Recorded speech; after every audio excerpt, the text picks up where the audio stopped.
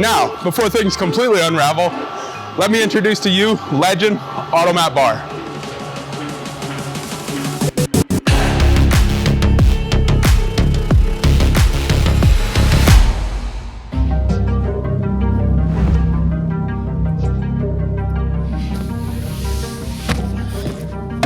Today, what we're doing is Legend's Automat bar.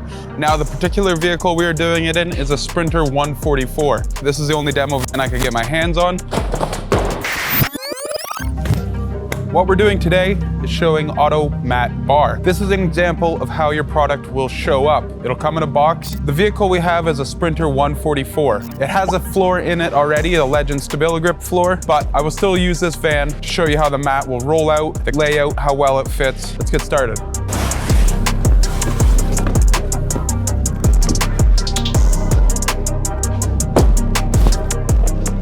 Now that we have the mat unboxed, I'm gonna throw it in the van. Now, on the Sprinter, your first step would be removing the factory D-ring bolts. I'm not gonna keep this floor in the van because we already have a Stability Grip floor. If that was the case, you would reinstall the D-ring bolts through the provided holes in the mat. Now, it's as simple as figuring out the front and the back of the mat, placing the mat in there and rolling it out.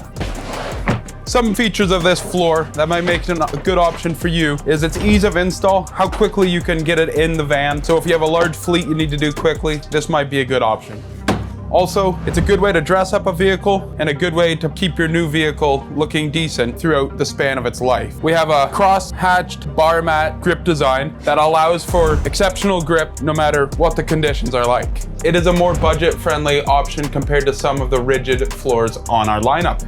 It is by no means cheaply made. It's made with the best rubber components we can buy and a trusted rubber mixture and curing process to help it stand up to life on the road. It's chemical resistant, it's odor free, it's moisture resistant, and it doesn't tear easily. And it can be ordered with our aluminum sills or the metal sills. The first step in the process to creating Legend Automat bar starts with grinding down the offcuts and the tailings and the trimmings left over from our CNC knives and our CNC water jet.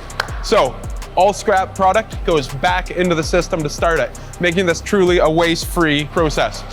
First, it goes up there, gets ground down to size, followed by a second grinding process, then up the conveyor, across, and into one of the 3 bins, mixed with secret product, which we can't tell you about. Trust me, it's a legendary mix, and we've really worked hard to get this process down.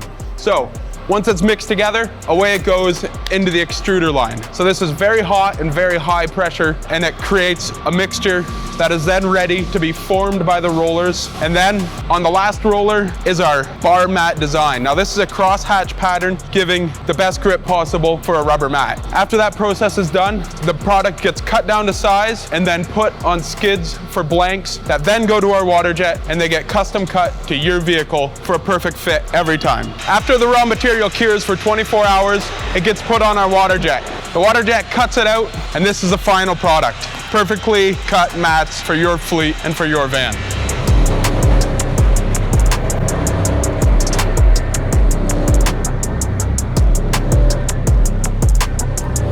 Now that the excess bar mat has gone through our grinding process, it's now down to size, can be mixed in, and start the process all over again.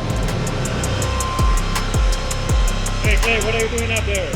To quote Sir Edmund Hillary, I climbed it because it was there. This is my friend Pete, and he runs the water jet. Right, Pete? Right. We like to think of Pete as our Legends best worker and most likely to become Babe Ruth the second kind of guy. Here's Jakey. He's brand new again.